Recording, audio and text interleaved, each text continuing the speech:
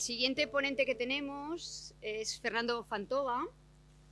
Trabaja desde finales de los 70 en procesos de intervención social con personas con discapacidad, desarrollo comunitario, movimientos asociativos y promoción de políticas sociales.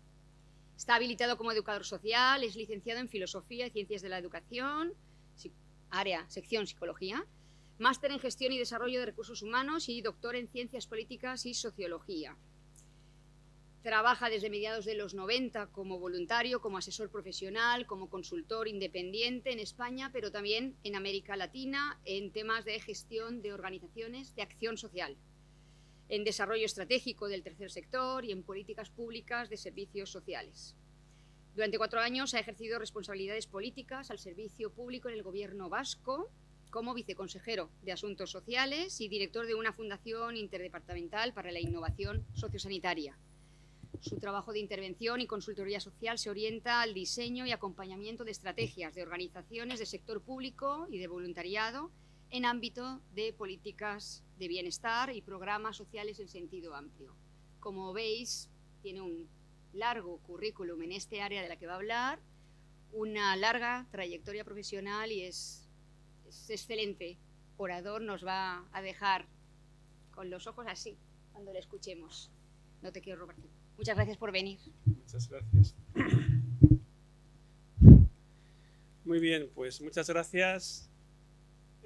Vamos a intentar que este rato sea agradable, que no sea pesado, por también la hora a la que nos han reunido. Y yo básicamente en este curso, en este seminario sobre envejecimientos, me toca hablar de servicios sociales, ¿no? De lo que pintan o no pintan los servicios sociales en relación con el envejecimiento. Y más o menos he estructurado la intervención como en 2 partes y cada una de esas 2 a su vez en 4 puntos, ¿no? Entonces, si tuviéramos un PowerPoint pondría 2 partes y 4 puntos, pero os lo imagináis y no hace falta el PowerPoint. Esa primera parte yo voy a intentar pensar un poco desde una perspectiva bastante teórica, bastante abstracta, cómo se aborda desde los servicios sociales en diferentes momentos la realidad del envejecimiento de las personas mayores, ¿no? O sea, cómo se ha abordado, qué nombre le ponemos a la cosa y cómo la tratamos, ¿no? Yo, al menos por la trayectoria que habéis visto, tengo experiencia de atención directa, de trabajo político, de gestión, pero fijaros, cuando estuve de viceconsejero en el Gobierno vasco, del 2009 al 2013, al salir me autoprescribí una terapia, me compré a mí mismo 1000 horas y escribí un libro llamado Diseño de Políticas Sociales. Yo necesitaba hablar del diseño, de la forma, de la denominación, porque... Sí, gracias. Porque es verdad que hablábamos ahora con Xavi, que los compañeros y compañeras de Hacienda nos hacen sufrir, y eso es cierto. Yo tenía un amigo que decía: yo soy del Partido Nacionalista de Hacienda, cuyo lema es Hacienda no es un departamento como los otros. Y a fe mía que tenía toda la razón. Y lo peor era cuando Hacienda venía con los hombres de negro, esto ya era lo peor, ¿no? Ya cuando te venían con los de Pricewaterhouse y esas cosas ya tenías que temblar. Pero bueno, ahí podíamos hacer lo que podíamos. Pero bueno, aparte de sufrir con Hacienda, sufría con el diseño, sufría con las palabras. Es decir, dice, me parece que es Albert Camus, nombrar mal las cosas es agravar la desgracia del mundo. Entonces yo llegué a la conclusión, y es la primera parte de la charla, primero vamos a ver cómo se enfoca el asunto y los 4 enfoques que yo creo que han ido evolucionando y las pegas que yo les veo, ¿no? Y luego en la segunda parte, pues 4 claves de propuestas de futuro que me pedía Sacra, ¿no? Fijaros, yo suelo decir que cuando a finales de los años 70 decido dedicarme a esto de la intervención social, de los servicios sociales, pues imaginaros una persona de 18 años que está saliendo de los Boy Scouts allí en Bilbao y que va a primero de psicología. ¿Qué podías elegir? Pues tenías que elegir un colectivo. La infancia, las personas con discapacidad, las personas mayores. Es decir, salvo que tuvieras una referencia, vamos a decir, de territorio, de desarrollo comunitario, de algo más local, muy peculiar, lo normal era que tú te preguntaras con qué colectivo querías trabajar, ¿no? Y yo de alguna manera opté por las personas con discapacidad, ¿no? Y otras amigas y amigos optaron por la infancia o por las personas mayores, ¿no? Bueno, ¿Qué quería decir en el contexto institucional, político y técnico de los años 70, 80, optar por las personas mayores? Fijaros, en el año 78 se aprueba la Constitución española y Patro de las Heras y las compañeras que eran activas en los colegios de trabajo social en aquella época suelen decir que in extremis lograron que la palabra beneficencia no apareciera en la Constitución. Y apareció asistencia social, ¿no? Como una competencia exclusiva de las comunidades autónomas. Y es muy curioso porque eso se aprueba en el 78 y en el 82 se aprueba la primera ley que ya es ley de servicios sociales en el País Vasco. Pero no, el hecho de que en la Constitución aparezca asistencia social y en la ley vasca, ley de servicios sociales, no quiere decir que cambie mucho la realidad. Por tanto, ¿qué era la beneficencia? ¿Qué era la asistencia social? ¿Qué imaginario tenían en aquel momento los servicios sociales? Bueno, el imaginario era: hay una sociedad de pleno empleo masculino donde las mujeres aceptan incorporarse con los hombres en familias heteropatriarcales y aceptan básicamente el rol del cuidado, y hay además para algunas contingencias una seguridad social contributiva, y hombre, lo que caiga por ahí, las grietitas que queden pequeñitas, esos son nuestros muchachos y muchachas de la asistencia social o de la beneficencia privada, de tercer sector, servicios sociales. Es decir, nos hacíamos cargo de la vida de personas que no encajaban. Ahora le podríamos llamar exclusión social o complejidad. En el fondo es, hombre, la gente mayoritariamente se arreglaba bastante bien con un empleo, con una familia, con unas prestaciones, como digo, contributivas de la seguridad social que les sujetaban, y hombre, esas pequeñas minorías que quedaban fuera, nos hacíamos cargo. Y utilizo la expresión de hacernos cargo en esa clave como del evangelio del samaritano, ¿no? O sea, tú te hacías cargo totalmente, es decir, te hacías cargo de la vida de esa persona, porque suponías que no tenía autonomía, no tenía red, no tenía capacidad, no tenía muchas veces ni dignidad humana, y entonces, hombre, ya sé que había una agenda oculta de control social, una agenda oculta de que esa persona no creara conflictos sociales, pero bueno, de alguna manera ese era el imaginario. Por tanto, ¿a qué personas mayores atendíamos? A las que encajaban en ese perfil, o sea, aquellas personas mayores que por su avanzada edad y posiblemente por enfermedades o limitaciones o pérdidas en su vida, pues no tenían cómo sujetarse en esa sociedad, vamos a llamarle normalizada. Estos eran nuestros mayores, ¿no? Bueno, vamos a decir que ese sería el primer imaginario, o sea, el imaginario del mayor como colectivo vulnerable que puede llegar a tener una condición de complejidad, de exclusión social general, y el servicio social o la intervención social como un hacerse cargo globalmente, ¿no? de la suerte de esa persona. En ese contexto, en servicios sociales, cuando nos hacíamos cargo de alguien, nos hacíamos cargo totalmente, ¿no? Por poner otro ejemplo, en el caso de la infancia en situación de desprotección, de desamparo o de vulnerabilidad, nos hacíamos cargo, por ejemplo, con el circo de los muchachos. Entonces, el muchacho que iba al circo de los muchachos tenía allí alojamiento, tenía alimentación, tenía educación, tenía empleo, tenía ocio. Era lo que llamaríais ahora una atención integral. Ahora le miro a Clarisa a ver si me tira un tomate o no. Pero era integral, ¿no, Clarisa? No era la que queremos ahora, pero integral era, ¿no? Vale. Entonces, era integral, es decir, era global, era total. Era lo que llamaba Goffman la institución total, ¿no? Ahí lo ventilabas todas tus necesidades. Bueno, a ver, las personas que estamos por aquí, que ya estábamos por allá en aquella época, hemos hecho cositas. O sea, tampoco somos unas lumbreras, pero hemos ido avanzando en el sentido de que esa población que se nos encomendaba desde un imaginario de control social, de atención, decíamos, totalizante, pues hemos ido acompañándola a que se fueran incorporando al sistema sanitario, vamos a decir, universal, al sistema educativo regular. Es decir, fuimos haciendo un proceso, ¿no? Un proceso, diríamos, que yo lo cifraría en aquellos años 80, en aquellos años 90, vamos a decir, toda la última veintena del siglo pasado. Yo lo contaría así, ¿no? Es decir, de una asistencia social, beneficencia de colectivos vulnerables, a construir una atención primaria o comunitaria de servicios sociales, a ver el tema del territorio, del desarrollo comunitario, a ver un poco también cómo esta idea de normalización, de integración, de inclusión, donde de alguna manera no comprábamos el discurso de llévese a usted a esta persona mayor o con discapacidad o menor a un sitio, sino no, acompáñela a intentar vincularse a sistemas normalizados, regulares, universales en la comunidad, ¿no? Y bueno, ese proceso yo supongo que podríamos admitir que iba habiendo logros en ese sentido, no muchos o no de tantos como hubiéramos querido por una razón. Fijaros, cuando se monta el sistema público de servicios sociales, hacemos dos cosas que podíamos no haber hecho, pero las hicimos.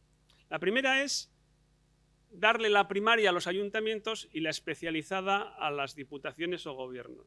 Bueno, las primas y primos de salud no hicieron eso. Las primas y primos de salud dijeron, no, integrado verticalmente, todo en la misma institución. Pero nosotras, pues por inmadurez o por momentos o por la vocación municipalista o por lo que fuera, se aceptó eso. Y en segundo lugar también se aceptó, digamos, concertar con el tercer sector, es decir, ese tercer sector que estaba por colectivos de discapacidad, mayores, a veces también más privada, infancia, pues bueno, se encajó en el sistema. Así como posiblemente en salud hubo más procesos de publificación de hospitales o de instalaciones o instituciones que estaban en manos privadas, pues aquí llegamos a una idea de subvención, de concentración, y digamos, eso también generó esos nichos, vamos a decir, más poblacionales y esa cierta debilidad de la primaria que endémicamente mantenemos, ¿no? Bueno, vamos a suponer que, por decirlo en una clave muy sintética, los 80s del siglo pasado son ese encargo de asistencia social, los 90s son ese avance en la universalización. ¿Y qué pasó en la primera década de este siglo? Bueno, yo lo recuerdo bien porque yo había estado viviendo en el Ecuador del 93 al 97. No era como ahora, no había WhatsApp, ni Skype, ni Instagram.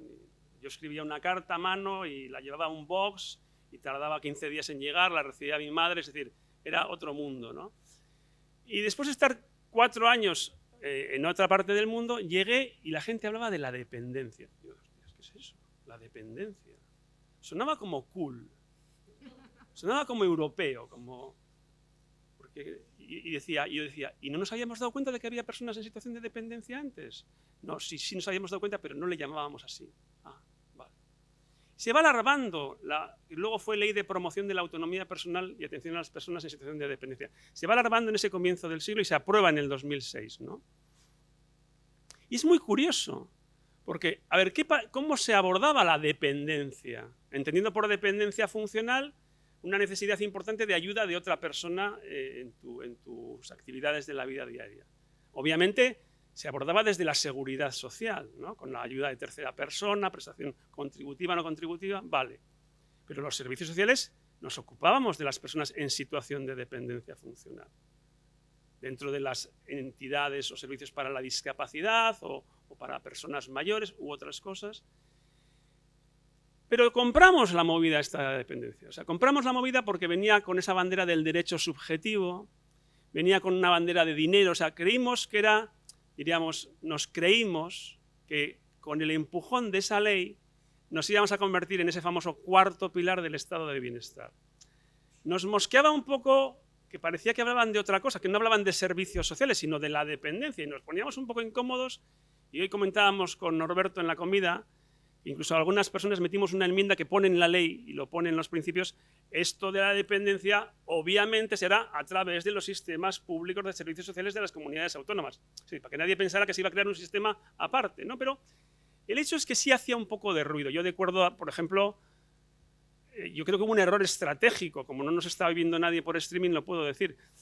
Hay un error estratégico del movimiento de la discapacidad, pensando que eso era una cosa de personas mayores y de otra movida y que ellos no tenían, o sea, digamos, no fuimos capaces, la gente del tercer sector de la discapacidad o del servicios sociales, de agarrar esa ola y aprovecharla mejor.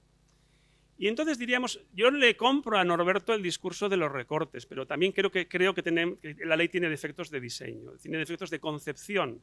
Porque si os fijáis, si bien cuando yo era una persona mayor en situación de dependencia en los 80, el sistema me habría tratado como un excluido social o como un complejo, y supuestamente en los 90 igual me habían dado alguna oportunidad de estar en algo más comunitario, ¿qué me pasa en los 2000 con la ley de dependencia o ley de promoción de la autonomía personal? Que la dependencia tiende a verse como un asunto individual, como un asunto bastante estático, que debe ser declarado administrativamente y genera un derecho. Es decir, la paradoja es que nuestras primas y primos de salud y nosotras hacemos cosas distintas. Es decir, aquí una persona puede estar 1 año y medio en una lista de espera para que le declaren un estado de dependencia y le den una prestación de 150 euros al mes, pero va al hospital y un oncólogo con una firma le prescribe un tratamiento oncológico que cuesta 80.000 euros. ¿Por qué se utilizaron 2 procedimientos tan diferentes para abordar esos problemas? Bueno, pues creímos que la limitación funcional era la generadora del derecho. Creímos equivocadísimamente, yo suelo decir con cariño hacia Jesús Caldera, que en aquellos tiempos Jesús Caldera se miraba al espejo y se veía rubio y con ojos azules, se veía sueco, se veía socialdemócrata, se veía aboliendo el cuidado familiar. Hermanas y hermanos, se acabó el cuidado familiar, salvo que usted viva en el Valle de Arán y tenga una situación muy lejana. Entonces, como dice la ley, excepcionalmente le daremos una prestación económica, pero excepcionalmente. Claro, la prestación excepcional se convirtió en la estrella del sistema, nada más que se puso en marcha, pero la ley ampulosamente decía que iba a ser excepcional. Estas provocaciones es para que no os durmáis, ¿eh? Yo soy más moderado, soy mucho más cuidadoso con el lenguaje y no hago estas barbaridades, pero es que son las 4, ¿vale? Luego me perdonaréis. Entonces, de alguna manera decimos, ese hecho dinámico que yo creo que es la dependencia, para mí es un hecho dinámico, reversible, mejorable, interactivo, que puede ser de alguna forma objeto de prescripción facultativa. No, se ve como algo más administrativo, más individual, más estático. Y luego, claro, si a eso le añades el tema de los recortes y de la paralización del sistema, pues también. Y luego también hay que reconocer que ese ensamblaje entre el sistema de autonomía y atención a la dependencia y los sistemas públicos de servicios sociales se ha producido de maneras diferentes en las distintas comunidades autónomas. Quien hace la valoración, o sea, hay como unas cuantas movidas por ahí, ¿no? Y lo más llamativo para mí es que hay un efecto también no deseado de perversión del cuidado familiar. Es decir, la ley te dice que tenemos que pagar por cuidar a tu familiar. Eso es un cambio cultural, es decir, nadie cree que le tienen que pagar por cuidar a su hija o a su hijo, pero parece ser que hay gente que ya empieza a pensar que le tienen que pagar por cuidar a su padre o a su madre, y eso es discutible, pero no se debatió. Es decir, yo creo que no fuimos conscientes de la perversión y también de la artificialización en el cuidado familiar que introducía esta ley. Yo creo que ha sido una ley que más bien ha desincentivado el cuidado familiar, que no lo ha apoyado, que no lo ha cuidado como diseño. Esto es muy discutible, pero lo podemos hablar en el debate luego con Xavi. Entonces, fijaros, en esa tercera década, los servicios sociales, que podían haber tomado otras opciones para abordar el fenómeno de la dependencia de las personas mayores y de la necesidad de cuidados, lo hace con un instrumento torpe. Bueno, hubo un instrumento más torpe que la ley de dependencia, que es el cheque bebé. Un año después de la ley de dependencia, yo tengo a veces un sueño erótico. Os lo voy a contar porque estamos en confianza. Es el año 2007 y estoy en la cama a punto de dormirme. Y me llama José Luis Rodríguez Zapatero. Empieza bien, ¿no?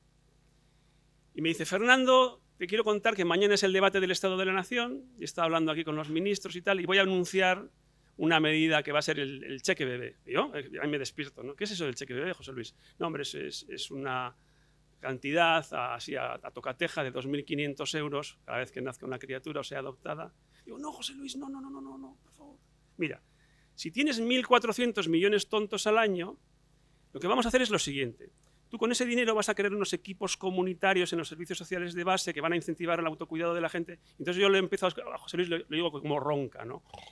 Se me ha dormido en el hombro el presidente del gobierno, porque no me entiende, porque no tengo el formato, porque no tengo el producto, porque lo que le estoy explicando no lo entiende nadie. Y entonces él quiere ir al día siguiente y decir, cheque bebé, porque eso sí lo va a entender todo el mundo. Además, os cuento que no lo dijo en el discurso, lo dijo en la réplica. O sea, estaba la cosa como muy fríamente calculada y Rajoy le dijo, pues yo tenía 3.000 euros en el programa en vez de 2.500, ¿no? A ver quién da más, ¿no? Bueno, me parece que es otro error en el sentido de no entender el negocio, ¿no? Entonces, bueno, pues vamos a ver cuál era el negocio, ¿no? Yo me frustro con la ley de dependencia y yo en diferentes labores que he podido hacer, desde la ley vasca de servicios sociales, otras leyes, voy a intento perfilar más cuál podría ser el bien protegible, ¿no? Porque yo digo, si el bien protegible es la limitación funcional y lo que le damos a la persona, como se decía esta mañana, es un sujeto profesional que presencialmente hace lo que no hacía antes, lo que antes hacía la persona,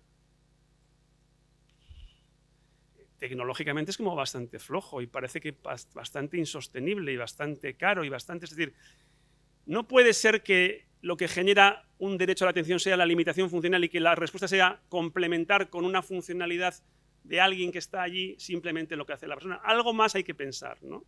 Y yo tengo una idea, que os la voy a comentar ahora, que se ha ido filtrando por algunas leyes, que dicen, mira, ¿y si el bien protegible no fuera ese? Fijaros, cuando en los servicios sociales nace una criatura, el bien protegible no es la limitación funcional de la criatura. O sea, la criatura, por el hecho de tener un día de vida, no tiene derecho a un cuidado 24 horas de un profesional.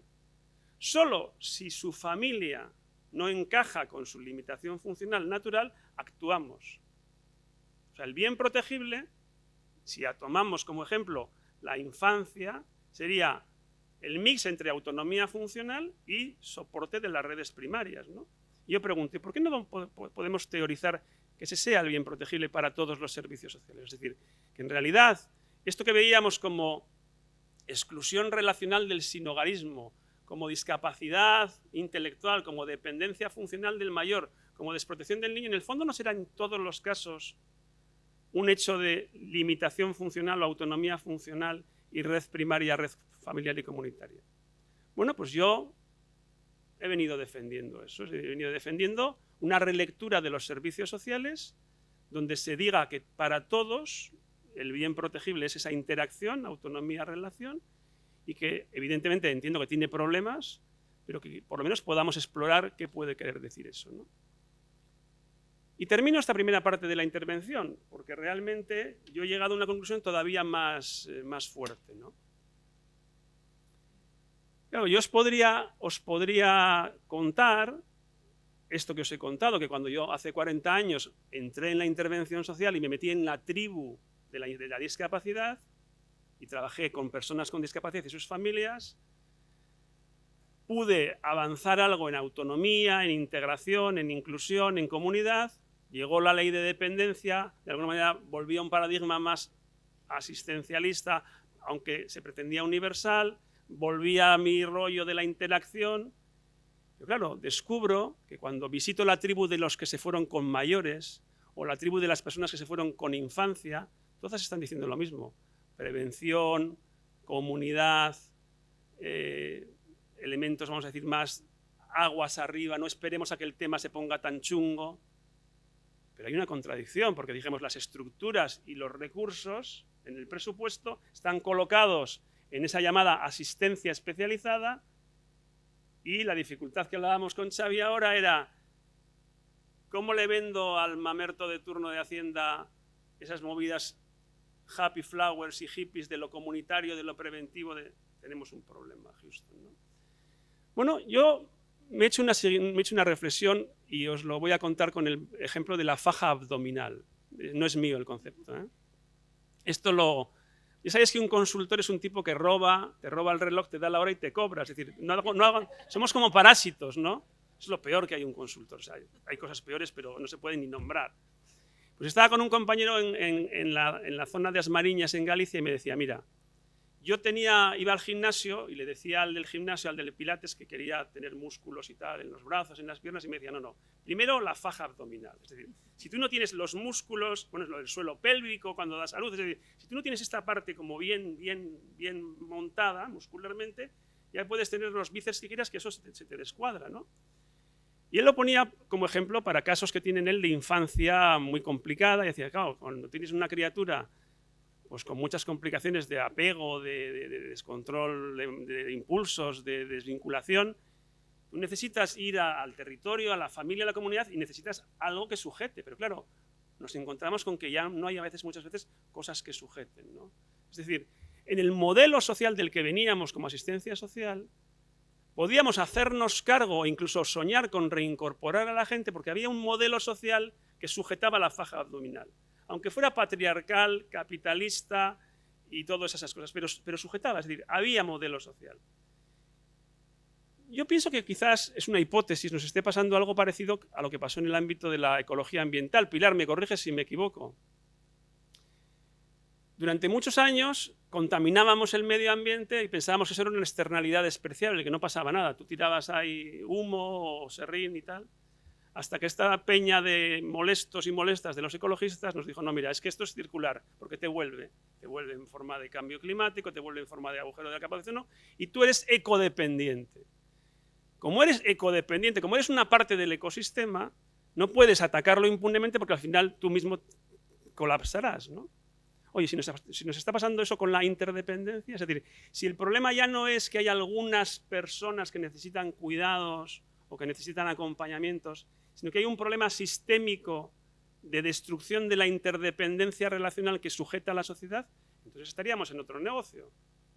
Vamos a dedicarle 3 minutos a pensarlo por lo menos, ¿no? Es decir, a ver si va a resultar que una economía capitalista que se divorcia del territorio, que segmenta y segrega espacialmente, que quita a la gente la identidad que le daba antes el empleo y la seguridad económica del empleo, en un contexto de reestructuración familiar y de mucho incremento de la autonomía, de la dependencia funcional en muchos momentos de la vida, hay cuidado, o sea, es que lo que se está deshaciendo es la faja abdominal, es la sociedad interdependiente que dábamos por supuesta cuando decíamos, y les damos pensiones, y les damos sanidad, y les damos otras cosas. Pero claro, si igual resulta que ahora donde se está fracturando es ahí, ¿no? Y igual resulta que entonces esa idea de que el bien protegible es cómo generar autonomía en las personas y capacidad de decisión de autodeterminación en redes primarias, familiares y comunitarias que se sujeten en territorios, se convierte en un gran mal y en un gran bien. Cuando Beveridge diseña el nuevo estado de bienestar, que lo mencionaba Norberto antes, habla de los 5 grandes males, que son la enfermedad, la ignorancia, la ociosidad, el hacinamiento y la pobreza. Es decir, según Beveridge, si tuviéramos sanidad, educación, empleo, vivienda y pasta, estaría resuelto. Pero es que igual en la sociedad de 1942 en Inglaterra, este 6.º gran mal o este 6.º gran bien no se veía. Venía de serie, socialmente estaba garantizado, pero igual ahora no. Igual ahora resulta que estamos esperando a que la gente se convierta en excluido, discapacitado, dependiente, desprotegido, no sé qué más, cuando el problema está aguas arriba en una insostenibilidad de la vida relacional en los territorios y en las comunidades. Bueno, entro en la segunda parte de mi charla. Claro, cuando la ley de dependencia dice catálogo, es el catálogo de más risa que yo me he visto nunca. Centro de día, teleasistencia, centro de residencia. ¿Qué catálogo es ese? Es un catálogo de contenedores. Es como si yo voy a un restaurante y me dicen, ¿le puedo dar en plato, en taza o en vaso? Ya, pero ¿qué me va a dar? O sea, ya sé que es en plato, en taza o en vaso, pero ¿qué me va a dar? ¿Cuál es el contenido? Ah, no, eso no sé. Hombre, pues empezamos mal. Si lo que me dice la ley de dependencia como catálogo es que me lo dará en plato, en taza o en vaso, pero no me dice cuál es el contenido prestacional, no me dice si me dará acompañamiento para revincular en la comunidad, o me dará simplemente asistencia personal, o me dará rehabilitación, o me dará acompañamiento al cuidador. O sea, no me dice el contenido de lo que me sucederá, me dice el continente que me lo proporcionará. Y creo yo que ahí la culpa la tenemos nosotras, las gentes técnicas de los servicios sociales, porque no avisamos a los juristas de que no teníamos maduro ese contenido técnico. Es decir, perdonad que cite a mis primas y primos de salud. Mi mujer es médica de la atención primaria. Si yo le grabo toda una mañana de trabajo y voy analizando acto médico por acto médico y le pregunto dónde está la revisión sistemática, la evidencia científica que soporta ese acto, ella me puede decir casi el 80% dónde la encuentra. Y eso no nos sucede a nosotras. No porque seamos feas, porque tenemos un desarrollo diferente. Pero entonces reconozcamos, y este es el primer punto de la segunda parte, que tenemos un problema de contenido prestacional, de saber qué le damos a la gente, ¿no? ¿Qué le proporcionamos, ¿no? Por tanto, yo diría, evidentemente hay que seguir haciendo lo que hacemos. Es decir, Xavi no puede llegar mañana y decir, cierro todos los garitos, porque ha dicho Fantova que son meros contenedores. Mónica Oltra me iría a buscar a Euskadi, me encontraría en un caserío tomando chacolí y me fusilaría. Es decir, no podemos... O sea, estos servicios duros, asistenciales, que tenemos aguas abajo cuando la gente ya está muy descontrolada, muy dependiente, muy desestructurada y muy excluida, no los podemos cerrar porque esa gente existe. Pero si tenemos intuiciones o evidencias o sospechas de que hay que actuar aguas arriba, hay que dedicar una parte de los recursos, si Xavi cuando sale de esta charla consigue seducir a los de Hacienda, para hacer otras cosas que se hacen en el territorio, con el conjunto de la población, en la comunidad, y además que las estamos haciendo, es decir, que no me estoy inventando nada. Estoy diciendo simplemente que, aunque en términos presupuestarios los proyectos que estábamos comentando antes, intergeneracionales, comunitarios, bancos de tiempo, aplicaciones informáticas, todo lo que estamos haciendo como para fortalecer ese tejido y esa autonomía, que son insignificantes presupuestariamente y muy desconocidos, posiblemente sean estratégicos en el medio plazo, porque nos pueden ir dando la tecnología y la metodología para, de alguna manera, resolver el problema aguas arriba. Si es que es verdad que es un problema de insostenibilidad de la interdependencia relacional de la vida en el territorio. Por tanto, yo creo que sí, yo creo que es decir, yo creo que en este momento los servicios sociales son muy insensibles, y no por maldad, sino por incapacidad, a la fragilidad, a los momentos iniciales de las situaciones, a los elementos relacionales, y solo cuando de alguna manera se ha acentuado el problema actúan, ¿no? Por tanto, yo diría, la invitación a que parte de nuestros esfuerzos, seamos tercer sector, seamos administración pública local, los destinemos a intentos, inventos, experiencias piloto, por si acaso se nos acaba el negocio que tenemos ahora. Yo, por ejemplo, creo que el negocio de dar dinero se le va a acabar a los servicios sociales echando virutas. Porque fijaros, el dinero que dan los servicios sociales normalmente no incorpora esa prescripción facultativa, es decir, normalmente el trabajador social simplemente comprueba requisitos objetivos administrativamente, no está mirando, no tiene capacidad, no tiene margen de maniobra técnico, está simplemente comprobando requisitos. Yo ayer me espantaba porque estaba en Tarrasa con una educadora social y yo le decía, bueno, por lo menos los educadores y educadoras sociales seguís en la calle, y me dijo, no, yo hago becas de comedor. O sea, tramito becas de comedor porque, como son el comedor de la escuela, educador social, ¿la habéis pillado? O sea, el trabajador social tramita ayudas de banco de alimentos y el educador social tramita becas de comedor. Suena bien, ¿no? Pues no suena bien, suena de pena, porque yo pensaba que el educador social seguía en el territorio, seguía en el domicilio, seguía bregándose con la peña, pero no. En la crisis se justificó que tramitara becas de comedor. Yo le dije, tienes dos pecados. Uno, tramitar becas, y encima tramitar becas de los primos de educación. O sea, se tienen que tramitar ellos. Por tanto, primera idea, la idea de innovación tecnológica y social, para que no nos pase lo que le pasó a Kodak o lo que le pasó a Thomas Cook, grandes artefactos que caen como naipes porque se están dedicando a algo que ya no tiene demanda y que no puede funcionar, ¿no? El segundo elemento es el tema de la integración vertical. O sea, yo creo que hay que incentivar a los proveedores de la atención especializada, a los plena inclusión, a las residencias de mayores, a toda esta peña monegasca de la infancia, a que salgan de su nicho y a que actúen en el territorio. Es decir, yo le diría a cada entidad de la discapacidad intelectual, un 5% de tu trabajo tiene que ser con gente que no tiene discapacidad intelectual y en el territorio, con una vinculación de territorio y de comunidad, para ver qué sucede, es decir, para ir probando esa primarización que a los primos de salud no les ha ido mal del todo.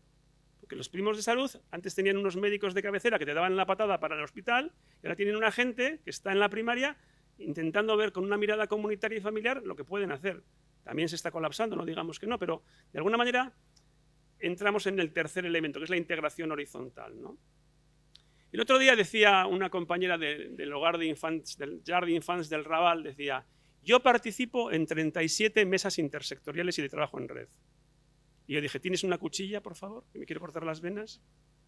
Es decir, yo creo que ya el estado de bienestar tiene tal nivel de complejidad y de saturación y de solapamiento que, diríamos, creo que ese trabajo en red o intersectorial debemos exigirle a Mónica Oltra que lo ordene.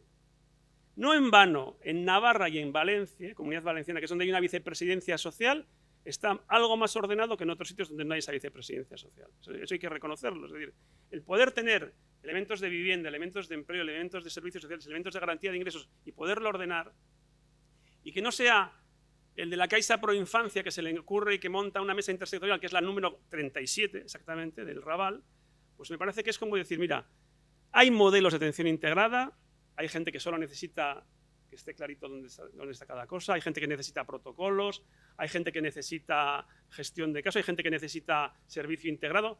Evidentemente hay toda una gama de posibilidades, pero diríamos, si los servicios sociales renunciamos a hacer de camión escoba y queremos ser un pilar más, hay que ir haciendo ensayos de esa atención integrada, ¿no? Y por último, bueno, pues yo creo que en el tema de los actores, de los agentes, creo que tenemos que hacer de la necesidad virtud, tengamos la ideología que tengamos en el tema del mix de agentes. Aquí hay empresas que hacen innovación y startups y tecnología, hay tercer sector con mucha trayectoria, hay sector público, hay comunidad. Yo creo que en este momento no sería sensato prescindir de ninguno de ellos y tenemos que hacer una gobernanza y una articulación nueva de eso, es decir, no clientelar, no tan segmentada por colectivos y de alguna manera yo ahí diría que el tercer sector también hay que ayudarle a que vuelva a la comunidad, es decir, muchas veces el tercer sector se ha hecho demasiado proveedor de servicios profesionales y si el tercer sector se hizo proveedor de servicios profesionales y se alejó del territorio por la especialización y la administración pública local se burocratizó mucho, no hay nadie en el territorio identificando esos activos que decía antes Clarisa que son fundamentales, ¿no? Entonces, yo, a ver, termino con esto. Yo no os puedo garantizar que la comunidad es reinventable. Es decir, tengo la sensación de que las familias no pueden sujetar demasiado, pero creo que con tecnología y con profesionalidad se puede reinventar una comunidad de cuidados que es un territorio ignoto. O sea, no sabemos, habrá que reinventar lo que es la intimidad, lo que es la privacidad, lo que es la ayuda. Pero a mí, si no, no me salen las cuentas de lo que es el ser humano. Es decir, posiblemente haya llegado el momento de que los servicios sociales dejen de dar dinero para la subsistencia, que eso ya lo hacen los del dinero muy bien o muy mal, pero lo hacen ellos. No esperen tanto a estar al final del proceso, sino que intenten acercarse aguas arriba al territorio a esa parte preventiva. Y eso supone una gran operación de tecnología y de innovación, como la de ir a la Luna, ¿eh? Cuando los gringos dijeron de ir a la Luna no tenían la tecnología para hacerlo, pero se la inventaron, la crearon. Yo a veces suelo decir que si mañana en toda América Latina se descubriera un mineral que hiciera ricos a todas esas personas y no viniera ninguna mujer más latina a cuidar, algo pensaríamos. Es decir, pues pensémoslo ya, porque ese colapso quizás no venga de un descubrimiento de un mineral en América Latina, pero es un colapso bastante creíble, ¿no? En ese sentido, se ha dicho aquí, evidentemente hay que engrasar esto con presupuestos, hay que engrasarlo con políticas, pero tenemos que como que construir un relato que los políticos y las políticas nos puedan comprar, ¿no? Y que de alguna manera puedan verlo como algo ciudadano, como algo universal, como algo sostenible, como algo pagable, como algo que pueda funcionar. No tenemos los mimbres, pero sí creo que tenemos bastante claro que cosas que hicimos antes no funcionaron y por tanto pues esta sería mi pequeña propuesta. Muchas gracias.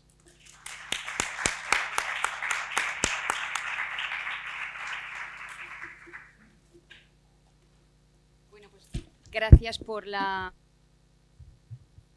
puntualización, la exactitud y hacerlo además en tiempo para animar el debate y diálogo con los asistentes. Yo me voy a bajar porque tenemos al ilustrísimo señor Francesc Uceda, secretario autonómico de Planificación y Organización del Sistema.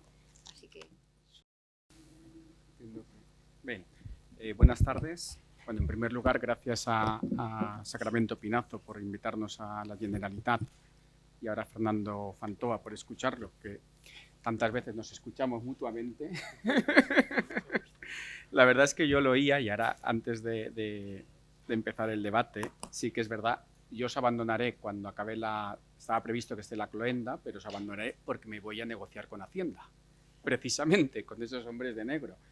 Yo aquí llevaba la propuesta de presupuestos de la Generalitat, luego en la cloenda se quedará el director general, pero fijaos que esta mañana Hacienda, ayer nos planteó, bueno, de eso que nos habéis enviado, ¿qué podéis quitar? Y yo, entonces me voy a mayores y ellos dicen, bueno, de aquí puedes quitar estos programas de promoción, de no sé qué. Y digo, hombre, eso no lo toques, que vamos a empezar ahora a hacerlos. Pues entonces, quítame de plazas. Hombre, no voy a dejar a los abuelos en la calle. Es decir, esto es un eterno debate, ¿no? Porque al final siempre parece que lo asistencial nos domina porque es verdad, lo asistencial hay que hacerlo, y el aguas arriba es que lo estamos viendo y que empezamos a diseñar políticas hacia allá, llegan otros y nos dicen o una cosa o la otra. Pues mira, ni una cosa ni la otra. Yo qué sé. Fortalecemos la educación infantil pero cerramos las universidades. Fortalecemos la universidad pero cerramos la educación infantil. Digo, en educación o en sanidad muchas veces estas preguntas no se plantean. En servicios sociales sí que se plantean habitualmente. Es decir, no sé, pues cerremos la universidad, fortalezcamos la educación infantil, que todos sabemos que es lo mejor para evitar el fracaso escolar después. Ahora, no sé después qué tendremos si cerramos la universidad. Entonces, pues yo esta tarde iré con cosas así, con ejemplos así, intentando convencerlos. Luego, no voy a hacer una intervención porque no hago debate, pero sí que es verdad que nosotros en la Ley de Servicios Sociales del 2019, como le agradezco a Fantova que haya reconocido, hemos intentado ordenar. ¿Qué nos pasa en la parte de promoción? Que estamos haciendo, en global en la Comunidad Valenciana se están haciendo, yo no sé deciros si muchas o bastantes cosas, pero se hacen. Pero se hacen de forma muy dispersas. Hacen los ayuntamientos, hacen las diputaciones, hacemos la Generalitat, viene el Ministerio en Madrid con el Inserso.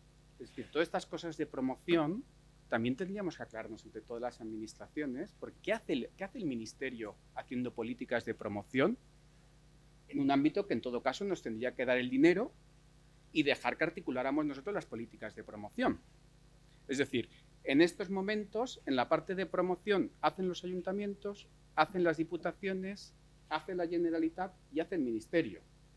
Quizás hacemos todos en el mismo sitio y no hacemos en otros sitios. O quizás hacemos políticas, yo no lo sé. Es decir, obviamente si planteas a Benidorm que lo del Inserso hay que cuestionarlo, pues Benidorm te mata. Pues a lo mejor no hay que cuestionar Benidorm, pero habría que ampliar también. Entonces, en la ley intentamos ordenar y decir que la promoción, la parte comunitaria, se ha de hacer desde la administración local, porque nosotros somos muy municipalistas. Y fortaleciendo los equipos. Y fortaleciendo los equipos. De primaria, ¿no? Con nuevas dotaciones, ¿no? Bueno, nosotros los hemos cuatriplicado. Los hemos cuatriplicado en cuanto a efectivos. Ahora, estamos bastante lejos. Bueno, y en este caso sí que es verdad que os dejo ahora ya las preguntas, si queréis responderemos entre los dos, claro. Animaremos un buen debate. Venga, gracias. Que tengo el micro y hago la primera pregunta.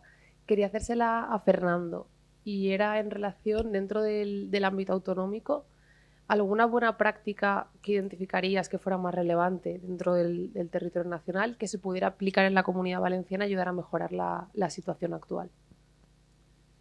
Pues mira, me viene a la memoria, le he prometido a Norberto que se le iba a mandar una experiencia bonita, porque esto de tener amigos y amigas que son vicepresidentes y viceconsejeros y presidentas, nos pasó en Navarra.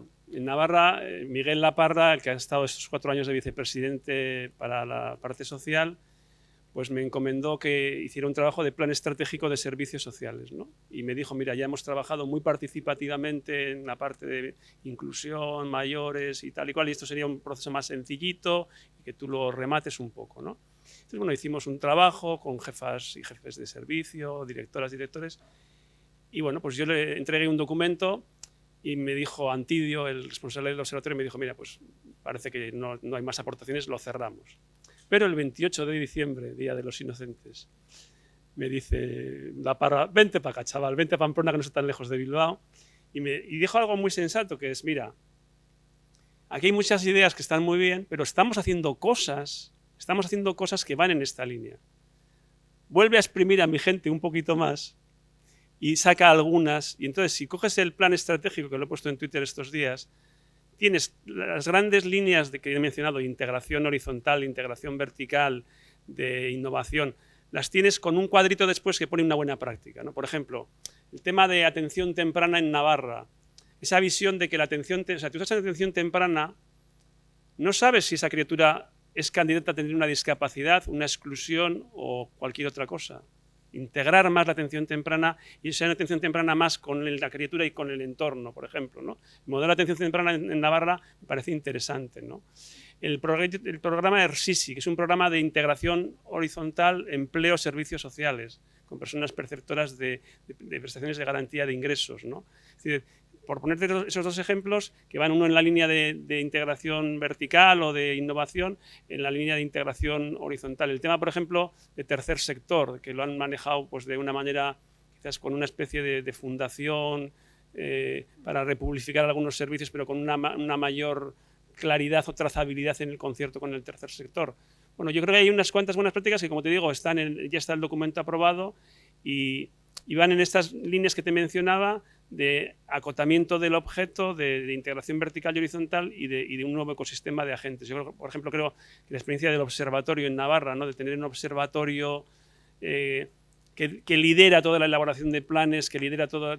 O sea, yo, por ejemplo, yo tengo mucho miedo a los consultores, como digo, ¿no? Entonces a mí me gustaba porque me ataban en corto. Es decir, yo me pedían mi aporte de mis rollos mentales, pero ellos controlaban el proceso de la elaboración del documento, aportaban toda una parte cuantitativa. Es decir, lo malo de los consultores es que a veces se quedan con el conocimiento de las administraciones y las dejan muy escuálidas. Entonces aquí este observatorio es una herramienta que permite apropiarse del conocimiento y no depender, ¿no?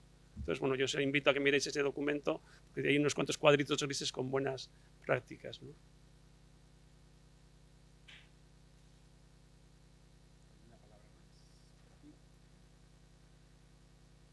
Yo vengo observando que la administración local, la Diputación, la autonomía y el Estado, cada uno campa a sus anchas. Entonces eso para mí es tirar por la borda todas las políticas, creo yo, al estar desencadenadas, todos los eslabones. Lo digo en el aspecto sanitario. Es decir, cuando te hacen una promoción de la salud en el ayuntamiento, cuando te hacen la promoción de la salud que no se hace en atención primaria de salud.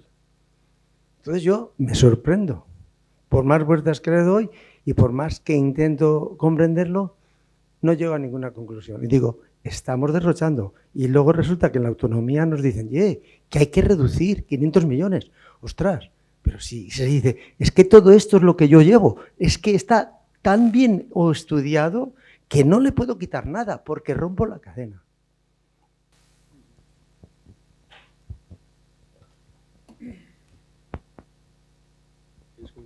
Bueno, no, yo creo que tienes toda la razón. Es decir,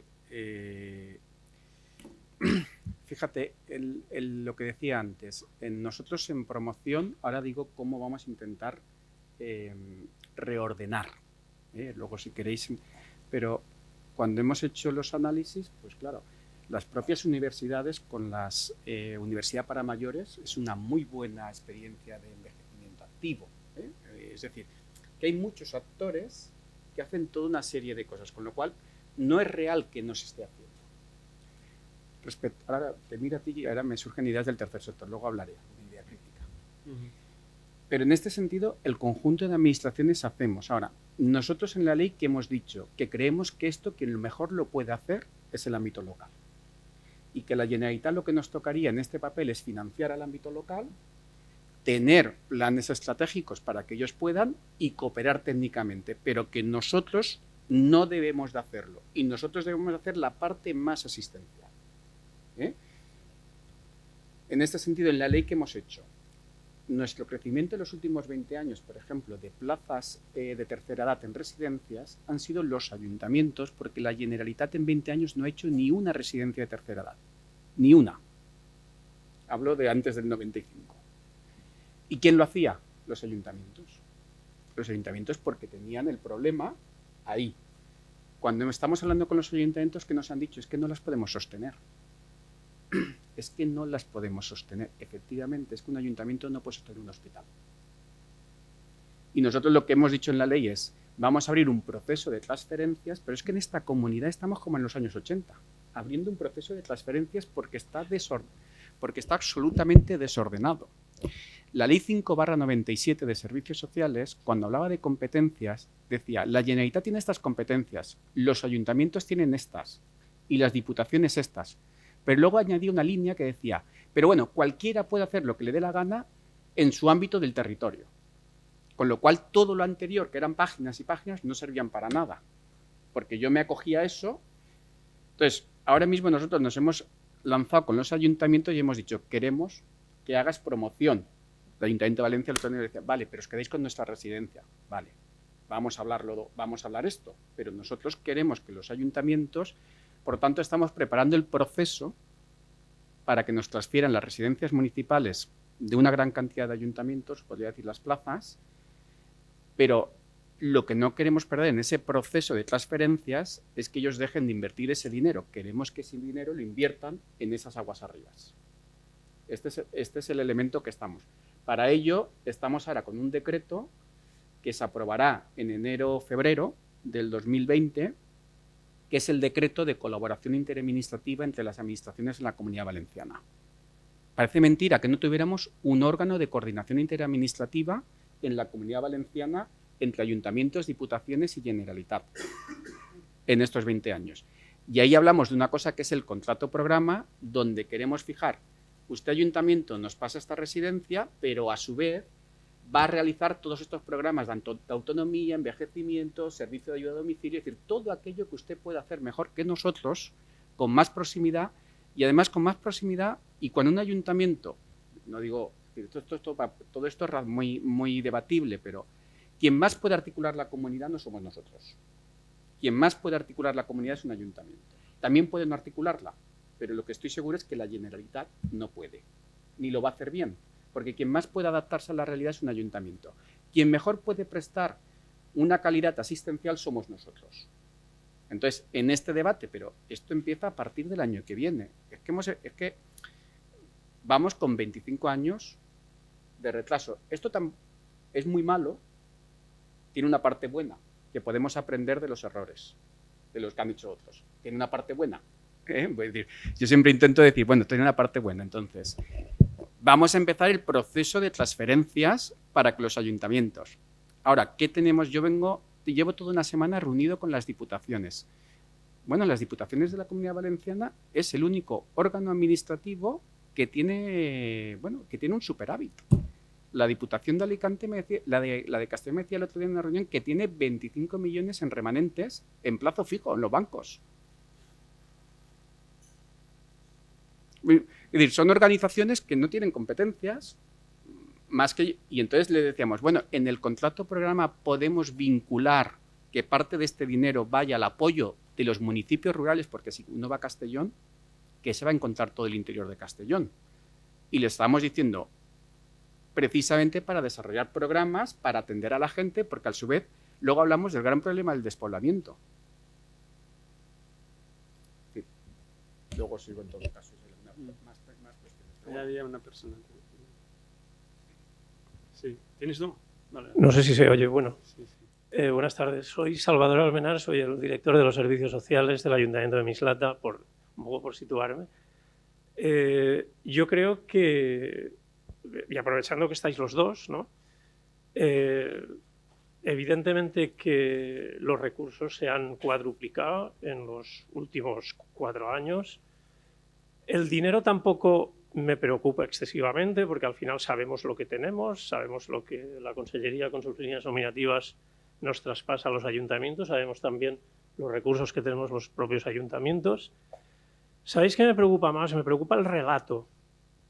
Me preocupa el relato, es decir, me preocupa que los profesionales que trabajamos en los servicios sociales tengamos relato, no lo tenemos en este momento. Hemos, como comentaba Xavi, multiplicado el número de profesionales que estamos en los ayuntamientos. Tenemos el marco normativo, que es la ley, pero bueno, que es un gran avance, pero relato no tenemos. Los profesionales que trabajan en los equipos no tienen construido ese relato. Si les preguntaras a los profesionales que trabajan en el día a día por la faja abdominal o por las aguas arriba, te mirarían un poco con cara de póker, ¿no? Es normal, porque diríamos que estamos acostumbrados un poco pues, a lo concreto, a lo que manejamos, a los catálogos, a las prestaciones. ¿Cómo construimos ese relato? ¿Cómo lo hemos de construir? Sería un poco el planteamiento. ¿Cómo? ¿Quiénes lo hemos de construir? Un poco, ¿quién ha de darle al interruptor para que ese relato se construya? Eso es básico, porque si no, los que estamos un poco en la dirección de esos equipos andamos también tremendamente agobiados porque vemos una exigencia que viene desde abajo de los propios trabajadores que nos piden que organicemos lo que estamos llamando el relato, la estructura de los equipos, y eso a mí me parece que es básico. A mí, que posiblemente no me quede mucho tiempo desde el punto de vista de mi vida activa, pero sí que me preocupa porque creo que estamos en un momento crucial y ese relato no lo tenemos. Entonces, deberíamos empezar a plantearnos cómo vamos a hacerlo. A lo mejor, pues, esta coordinación interadministrativa de la que hablaba Xavi, pero es muy importante el concepto. Tú lo decías antes cuando hablábamos del lenguaje. El lenguaje determina lo que luego vamos a hacer, porque el lenguaje al final es lo que pensamos y cómo lo llevamos a la práctica, ¿no? Entonces, un poco sería la cuestión. Yo creo que donde creo que se puede estar construyendo ese relato es justamente en la gente profesional de los servicios sociales que ya ve la playa cerca. Tú eres como esos aviones de la película Dunkerque, que aunque se te acabe la gasolina, tú ya llegas a la playa de cualquier modo. Tú ya ves la playa ahí, ¿no? Entonces, el peligro de los que veis la playa o de los que vemos la playa es que digamos, ya total, para que me quede en el convento, puntos suspensivos, ¿no? Es decir, exactamente, esa es la prueba del algodón, es que si estáis aquí es que no estáis mirando que la playa está cerca. Pero ¿por qué digo eso? Porque realmente yo creo que hay no sé, por ejemplo, yo creo que esto de que el dinero es otra cosa, el dinero para la subsistencia es otra cosa, creo que es algo que va como escuchándose. O sea, yo, por ejemplo, lo recuerdo, fíjate, hablando del relato, yo recuerdo cuando yo estaba en el gobierno en el año 2010, estábamos hablando con las diputaciones. Entonces, mi consejera quería que la renta de garantía de ingresos fuera al gobierno, o sea, porque era dinero del gobierno que repartían diputaciones y ayuntamientos. Ella quería que lo reparta el gobierno. Y yo coincidía con esa visión porque quería sacarla de los servicios sociales municipales para que hicieran trabajo comunitario. Pero lo conseguimos porque, como se había instalado más o menos allí el relato, el diputado del PNV dijo, es que esto de la renta de garantía de ingresos no lo tendríamos que hacer nosotros. La jefa le dijo, dámelo. O sea, fue como una especie de jugada de mus, ¿no? En ese caso el relato funcionó, luego se hizo una ley y se sacó la renta de garantía de ingresos. Pero primero había sido que se había creado como una especie de lugar común, que una cosa es prestar servicios sociales y otra cosa es dar dinero para la subsistencia. Yo creo que eso es una parte del relato que en algunos lugares que yo voy visitando va calando, ¿no? Y la parte preventiva, comunitaria y la parte digital, la capa digital tecnológica, creo que va calando. Es decir, yo creo que si queremos, si en cualquier ámbito de la vida social, el transporte, la comunicación de información, pues lo digital entra y reestructura, pues también nos pasará a nosotras, que tú tendrás unos sistemas informáticos de localización de personas de apoyo, de sensores, yo qué sé, lo que tengamos. Entonces yo creo que el relato del dinero es otra cosa. El relato de lo preventivo comunitario con tecnología. El relato de lo integral bien entendido. O sea, integral no es volver a la institución total. Integral es que o cambiamos la estructura de los domicilios y cambiamos la atención sanitaria o servicios sociales no podrá hacer su triangulación, ¿no? Y yo creo que ese relato, en la medida de lo que podamos, es ese sector profesional. Porque diríamos, la academia, salvo la gente de la academia que tiene doble militancia, como el caso, o sea, es verdad, o sea, hay gente como Clarisa que es agente doble. Es como las películas aquellas de Berlín, es agente doble. Es decir, entonces, es muy importante estas alianzas con estos académicos sediciosos o con empresas de innovación, pero yo creo que la masa crítica está en la gente que tiene memoria histórica del comienzo del sistema o de inicios y que no se quiere jubilar tan pronto, o sea, que quiere dejar un legado de recuperar en esa retroinnovación en algunos sentidos. Yo creo que en eso nos beneficia también pues, la cuestión de los blogs, de las redes sociales. Tienes razón, o sea, no creo que sea un relato poderoso, un relato que se escuche, pero por lo menos yo no diría que es encefalograma plano, o sea, que hay como unos... No, hay algunos, no sé, antes hablábamos de Fundación Pilares. ¿Qué es Fundación Pilares? Son unas locas.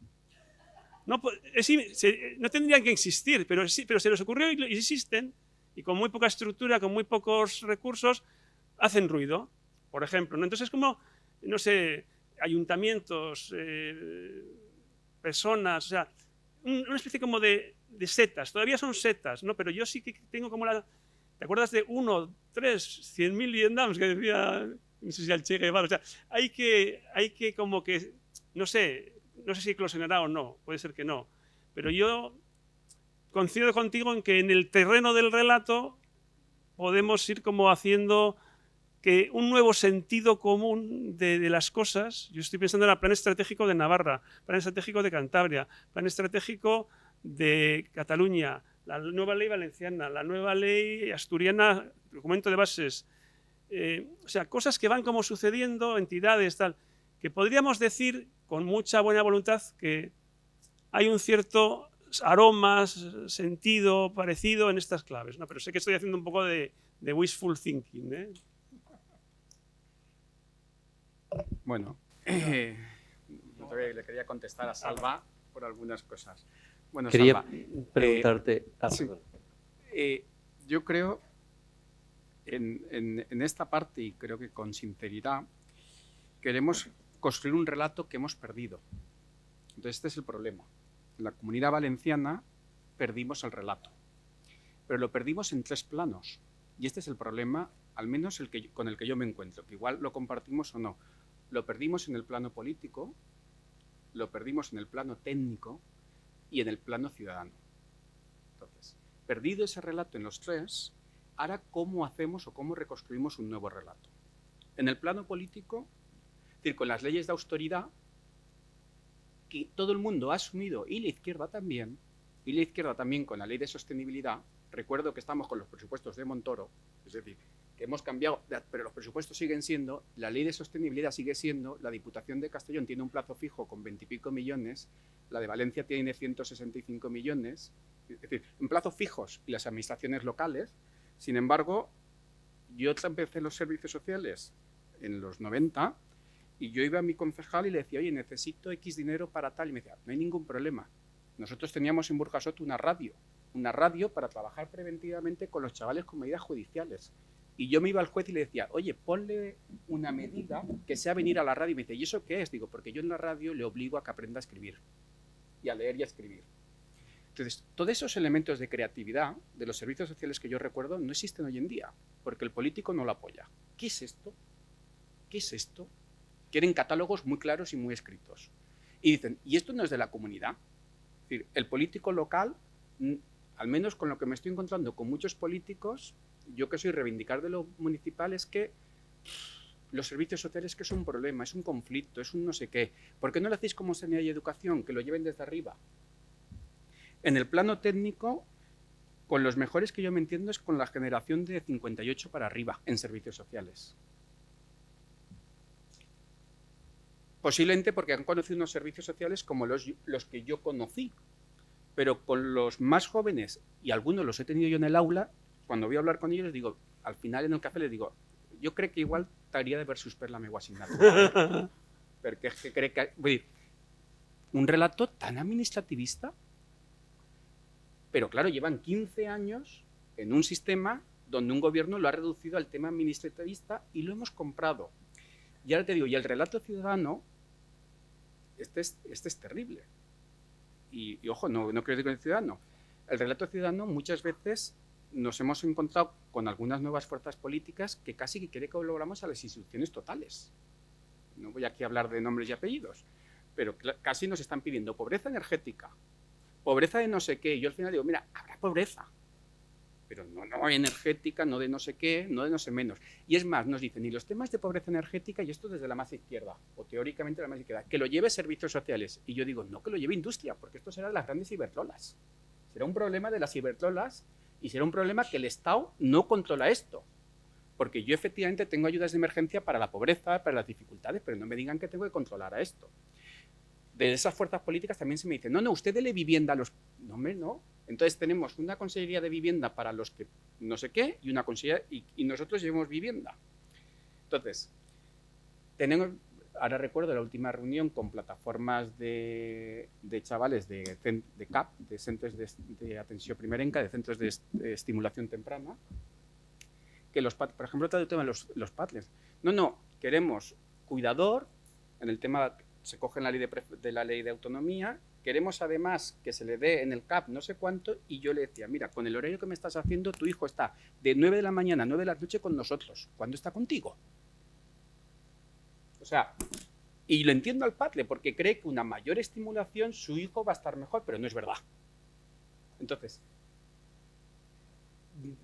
en el día a día, nosotros, porque tú has trabajado con nosotros, con la Generalitat, la ley de servicios sociales nos ha costado mucho hacerlo porque lo que queríamos ganar con la ley era relato, en un proceso participativo de muy abajo a muy arriba, porque los primeros elementos de la ley, cogiendo estos 3 impulsos, era la ley de beneficencia, pero además mal hecha, porque la ley de beneficencia primera del 1850, es una ley estupenda para aquella época, y casi estos 3 relatos nos pedían que repitiéramos esa ley.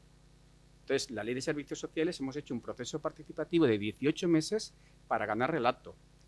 Los premios, por ejemplo, ahora Amparo Moreno, que estamos dando a buenas prácticas, es localizar en ayuntamientos que están haciendo buenas prácticas, solo los hemos sacado para ganar relato, para decir, oye, que hay gente en el ayuntamiento de Cuatretondeta, de no sé a dónde, de no sé menos, que fíjate que se dedica a lo comunitario y le vamos a dar un premio. Y todo el mundo mira, ¿cómo? Sí, no les damos un premio por el catálogo de dependencia, les damos un premio por eso. Entonces, estamos intentando ganar relato, pero que no se nos olvide que lo perdimos en los 3 planos. Sí, quería preguntarte, Xavi, si en relación con la primera intervención, no con esta, sino con la anterior, has dicho que te has reunido con la Diputación de Castellón, con su superávit, conoces la de Valencia, supongo que conoces la de Alicante también, pero no me ha parecido oír la última parte de la frase, si es que la has dicho. ¿La Diputación te dijo que iba a entrar en el decreto colaborando o no? Olé.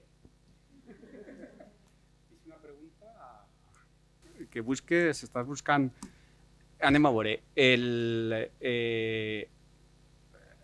A ver, la Diputación de Castellón, la Diputación de Valencia sí va a entrar.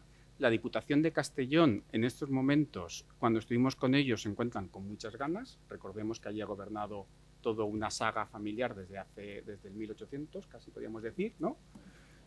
Entonces, es complicado, pero hay muchas ganas. Ahora se encontraban con un problema.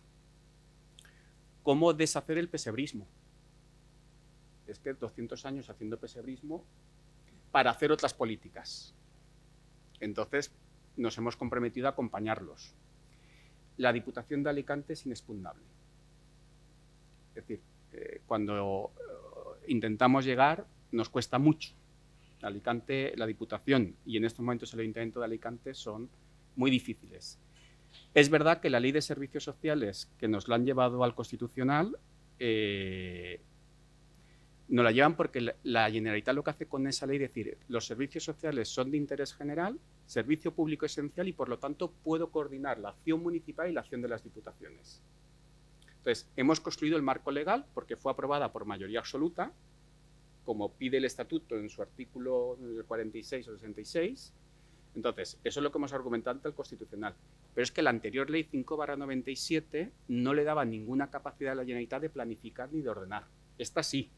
Ahora, después de 25 años de que esa cultura no se conoce, la estamos impulsando. Entonces, tenemos un decreto ya hecho, el decreto de colaboración para enero-febrero. Ese es el marco de coordinación porque les vamos a decir cómo tienen que financiar y cómo. ¿Nos lo llevarán al TSJ? ¿Es posible o no? El decreto de zonificación de la Comunidad Valenciana.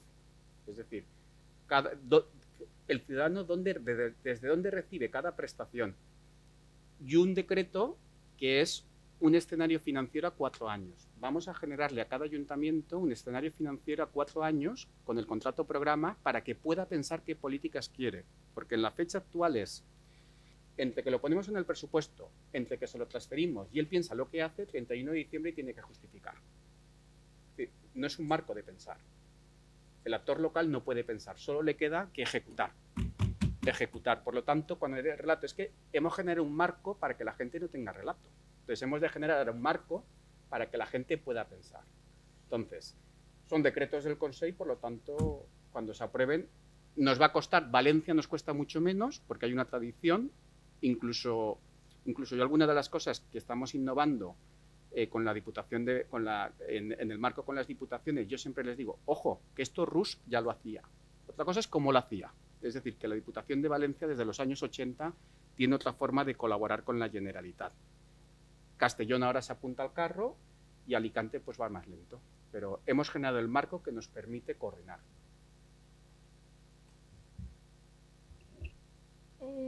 Quería hacer una pregunta, pero primero una reflexión. Y es que como se está hablando de la necesidad, o por lo menos yo también lo veo así, de ir aguas arriba, ¿vale? No solamente ya de... Y también he visto que realmente lo que son las residencias y demás, pues son insostenibles y hay que remodelarlas y tal. Sí que he visto que hay un plan nacional 2018-2022 en el que hay unas exposiciones que considero bastante interesantes y que podía también dar cobertura a pueblos que no estén ahora en este momento, pueblos de interiores, y les podía dar una dinamización si nos vamos a ese tipo de estructuras que no tienen que ver con residencias, sino con pueblos orientados a las distintas. Por ejemplo, yo en mi caso me refiero al Alzheimer y estoy en contacto con uno de los arquitectos que forma parte de ese estudio, que también se lleva desde Milán, y que lo considero muy interesante porque, bueno, y pongo en conocimiento, que supongo que lo conocen, pero pongo en conocimiento de que estos relatos también hay que lanzarlos.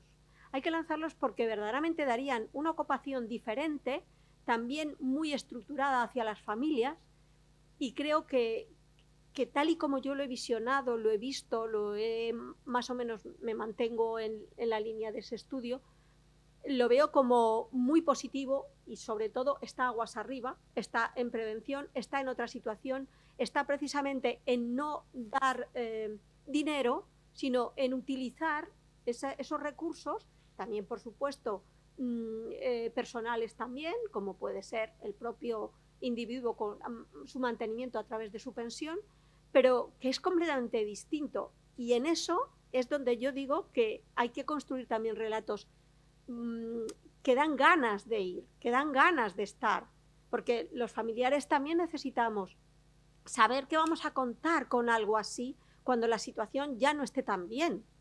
Y eso es importante para la persona enferma, pero también para su cuidador o la familia.